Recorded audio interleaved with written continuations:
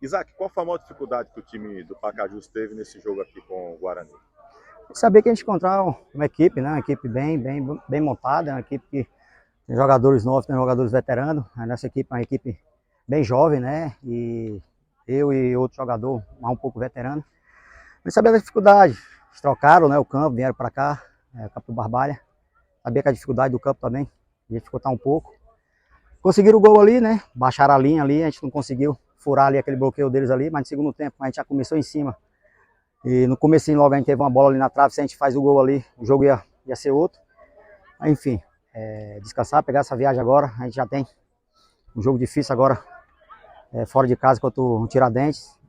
Segunda divisão, jogo muito complicado, muito difícil, é 1-0, é 1-1, então a gente vamos para essa batalha contra o Tiradentes, se Deus quiser, em busca dessa primeira vitória. Eu estou chamando essa Série B de segundona de luxo, né? Pelas equipes, também pela qualidade dos jogadores, muitos jogadores já com rodagem. O que é que você acha que vai ser determinante para o time conseguir esse acesso aqui nessa segundona? Estou equilibrado assim.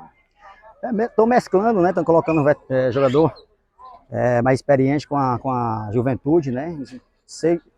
Creio que aí no decorrer do campeonato aí, a classificação, a rapaziada mais experiente vai chegar para conversar com a juventude para que ter tranquilidade, né? Para que a gente possa conseguir o objetivo que é a classificação. Segunda, muito difícil. Você está vendo aí os resultados aí, é 1-0, é empate. O único que conseguiu aí fazer 3 gols ainda no campeonato foi Casa, né? Que está com um elenco aí muito qualificado. Tem uma folha aí salarial um pouco mais alta do que os outros.